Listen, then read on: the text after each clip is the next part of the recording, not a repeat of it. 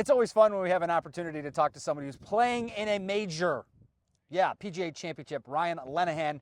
He's out here, Walnut Creek. If you've not been out here, try to find a member and get in there because this place is sweet. Dude, congratulations. Thanks, Justin. I appreciate it. It's still pinching myself. Can't even believe it. And pretty excited for next week. Okay, like everybody wants to believe that they can somehow trip their way into some sort of success, but obviously we'll get to the PGA Championship. But this isn't the first time you've been close to this, especially PGA pros out there, people have aspired to be. You guys may have a similar type story that the one you have. Yeah, so in 2013, I went into a playoff for the U.S. Open, and that was to get into Marion. Justin Rose won it. And, I know, thank you. And so, yeah, I was down at my final qualifying for U.S. Open, hit it to 10 feet in the playoff. Both guys that in my group, one hit it long, one hit it short, both chipped in on me. The hole felt like about the size of a loose impediment, and luckily I made it. And we went a few more holes, and one guy made birdie, I made par, another guy made bogey, so I ended up being first alternate. And I remember that when I went to Marion, I was on the first tee in the clubhouse for like 12 to 14 hours. There was 2 rain delays. Jeez. So I just waited. I was there at 5 in the morning, and I didn't leave till 7 because the last tee time was about 6:50. So I just remember, like, I remembered that last week when I played, when I had the, Quail Hollow on my mind, or, the opportunity, was right there for me. And I remember sitting there and the feeling that I had and how much it was. I mean, I watched the guy that beat me in the playoff tee off.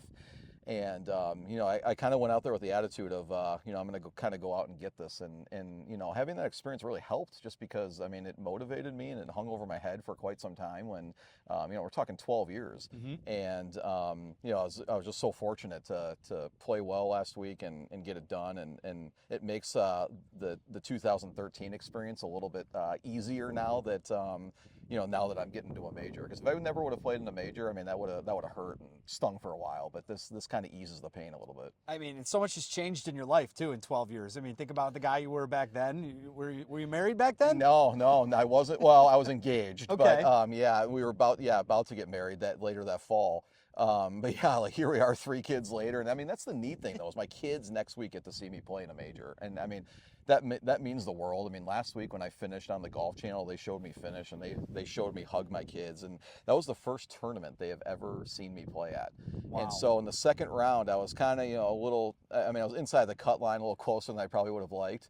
But I remember walking up the fairway, and in the distance, my middle child was making a golf swing, and I saw that, and I just kind of laughed, and it was just so like calming and relaxing seeing that, But he made the swing, and then the last day when I finished, like they came running out and gave me a huge hug, and I mean, to share that with them is, yeah. I mean, it's literally a dream come true. And not only that, 2 of them were born in Charlotte, North Carolina. Oh, wow. Okay. So, I lived about a mile or 2 from Quail, and, 2 of them were born there. And it's so neat just because of the history that we have there and everything. And we took a trip for the first time to Charlotte last year. Mm-hmm. And I remember thinking, I told my wife the last day that we left, we drove from Charlotte back to Michigan. And I told her, I said, it would be so good or so amazing to, get back here and play in a tournament. And here we are. And I mean, it's one thing to actually say it and be hopeful of it, but to actually have it come to fruition is incredible. What point of the tournament was it? After you get through the cut, you said you were dangerously close. Was it waking up on the final day? Like, when do you start kind of thinking, oh crap, like this can happen? Yeah, well, let's put it this way. When I finished my first round, it was my first tournament round in about 8 months. So I'm like, I had no idea what to expect. So I'm coming out of winter in the Michigan. I mean, you just had no reps, no rhythm, not much practice time. I mean, our range opened here at Walnut Creek 3 weeks ago. So it's like I didn't have much prep. And when I signed my card, I was 168th place.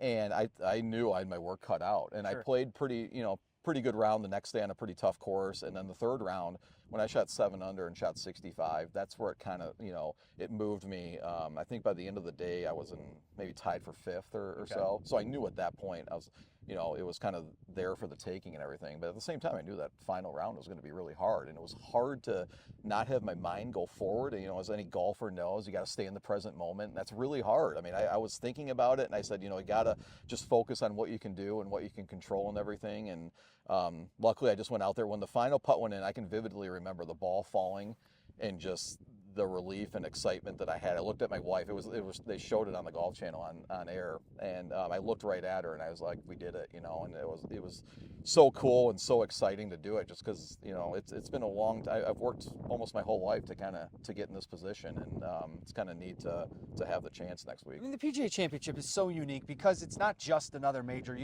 To qualify, literally, you're not teaching Cheryl how to make her downswing and swing through impact on the range anymore. You're back to action. And that's what's so cool, is it gives everybody who is a PGA professional an opportunity to actually kind of live this dream out. And it's there's something really special about that. It's so unique. I mean, like, what other sport allows a full-time person that teaches, works at a golf course, GM, head pro, assistant pro, director of instruction, any sort of instructor, it allows the opportunity to play in that environment. And that's what's so neat about it is, here I am, and I came back this week, and with the rain this week, I had some things canceled, but I had a 2-hour clinic that I was going to give, and then a corporate clinic in the afternoon, and then lessons after. And it's like, by the way, next week I got to get some swings in to prepare for a major here. So, it's kind of funny how that all works, but I love where I'm at with everything, and to have this opportunity to play is great. Well, Metro Detroit Golfers, 85,000 members strong. We're all going to be pulling for you. There's no doubt about that. Just the golf community in Michigan. You said you've gotten texts from people. Some guy was just here trying to interrupt the interview. And I was like, out of here, man. But I mean, like, how many people, because just the golf community in Michigan is so special. That's what makes what we think Metro Detroit's golfers so special, because we all love the game so much, and we're going to have a ton of rooting interest for you. But how has this last week been just with that? It's incredible. I mean, when I got done, I had a couple hundred texts. I mean, and it took me so long to get back to people. I actually got it down to 70 one day, and then went back up to 170 the next time I looked at my phone. So it was just hard to keep up with all. But I mean, at the same time, it was what a great problem to have. I mean, all the support, whether it's Walnut Creek members here, family, friends, people just in the area. I mean, obviously, I grew up in Grosse Pointe, and so it's also kind of neat to be the only guy from Michigan to be in the major. I mean, I was obviously pulling for guys last week to qualify, and I had some close friends that just missed out and everything, and I really wanted them to be there. But I'll do my best to represent Michigan and everything, and it's interesting how that event, the timing being in April, it's like I said, it's so hard for northern guys to be prepared for that. I mean, I remember Masters week, I think it was Wednesday or maybe Tuesday, it snowed. I mean, we got an inch of snow here, and I was out here playing golf. It was a 24 or 25 degree wind chill. There was no cars in the lot. I saw one person. It was a lady walking her dog, and I mean, you couldn't even see her face because she was wrapped up and had her jacket and everything. You're out here taking cuts. Yeah, and I was actually like hitting the ball. I mean, the ball was going nowhere, and holes were playing pretty long. But I mean, I had to do it, and I had to do anything I could to try to somewhat prepare. Yeah. But to represent Michigan, it means a lot, and I mean, this is where I grew up and everything, and it's I lived in Charlotte. It has a lot of meaning to me, to go back there. But the reason why we moved back is because this is home, and this has so much meaning to us, and it's where our family lives and everything. And it's just so neat to to represent the state. I'm not just representing myself. I'm representing Walnut Creek, representing the state, and I'm really proud of that. And Metro Detroit golfers. And Metro Detroit golfers, and I'm really proud of that. We're gonna get the free promo when we can get it, when the guy's playing in a major. I believe Webb Simpson lives close to Quail Hollow, if I'm not mistaken. I talked to him a couple of times just about what are you expecting with that course. Have you played it before? I played it one time. Okay. It was like 50 degrees, so the ball will go a little further, I think, when I'm down there.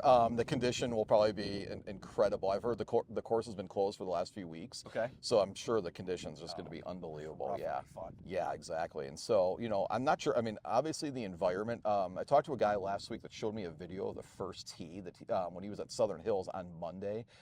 And you couldn't believe how many people were there. I mean, and that's what I think is really neat, is just the excitement and the energy that will be there. I mean, you can actually feed off of that. When you make a birdie or anything, I mean, that gives you momentum, and you can feed off of that. Just like in any sport, you have home field advantage, the crowd's behind you.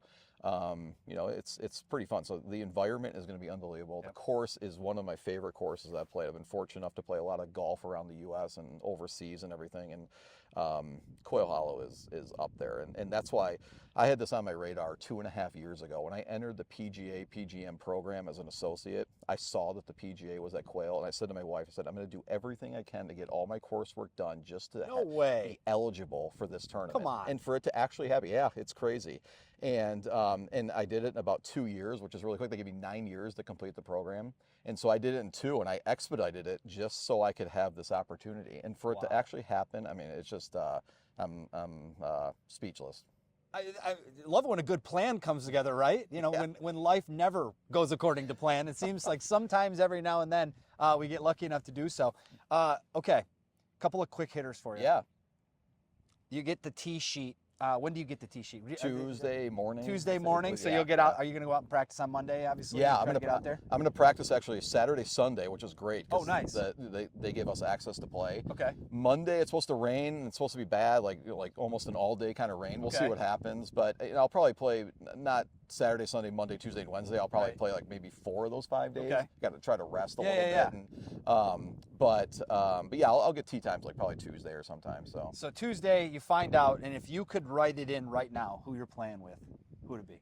Oh well, I wish he was here. Obviously, I wish Tiger was playing. That would be number one. I mean, I just loved watching him grow up and everything. Obviously, he's not going to be there. For me being, one of the 20, PGA guys, I mean, they're not going to pair me with a huge name, but I think right off the bat, maybe not. Yeah, but if you play well, you never Yeah. know. But I mean, I'm a huge fan of Scheffler. I love his demeanor. I love how genuine he seems.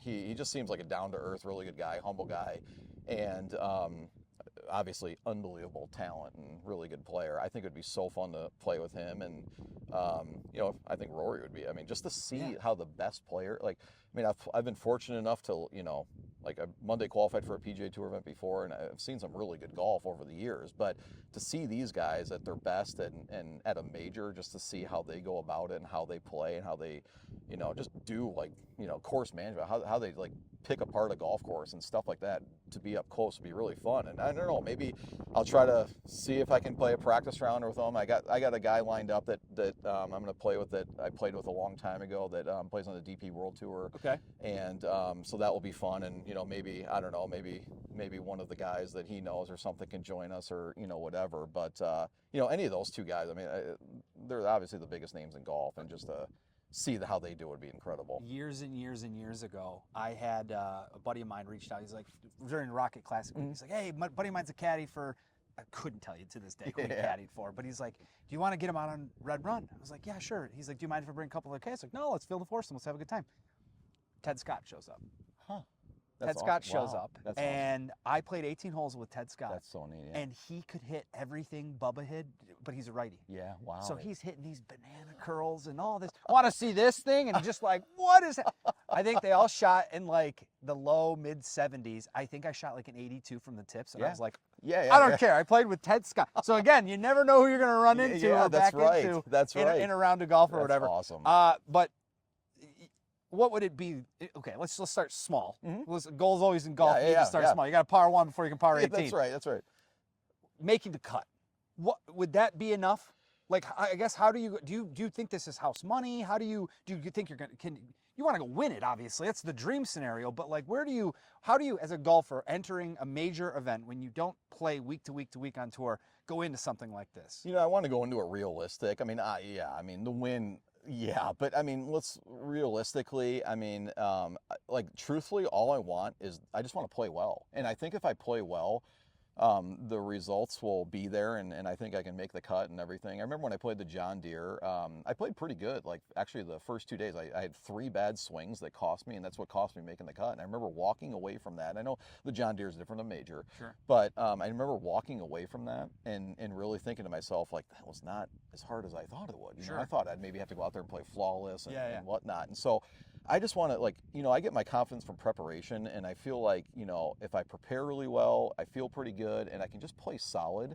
I think that I can play in the weekend. Now, winning, I think that's a little far-fetched, and I'm not one of those guys where it's like I'm only there if I can win. I mean, at that level, I got to be realistic and everything. But I really think that, I last week when I shot 7 under, I mean, it was the low round of the tournament, the third round.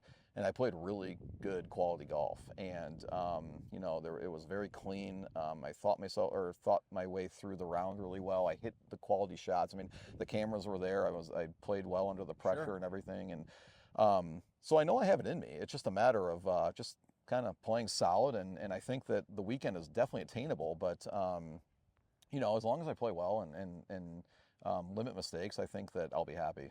Well, 85,000 members of the Metro Detroit golfer community are going to be rooting like hell for you to do that. In fact, I don't know what sponsorship deals you have as of yet. The pink professional hat looks nice. Yeah, thanks. But if you wanted to rock the Detroit-made Metro Detroit wow, golfer's hat, you know That's what? awesome. If you just wear it around the property. That's great. I love that. And you have that on Metro Detroit golfers. We're so thrilled. Great. Ryan, awesome. Good luck, man. Honestly, Thanks, this Justin. was awesome. I appreciate it. This was so much fun. It'll be so much fun to watch you. And you never know. The story, Michael Block comes out of nowhere a couple of years ago and kind of just, again, didn't end up winning the tournament, but nobody stopped talking about him. So could that be right? Made that hole in one the final round. That was pretty neat. So that was pretty neat. Best of luck to you, man. Thanks, Jess. I appreciate it.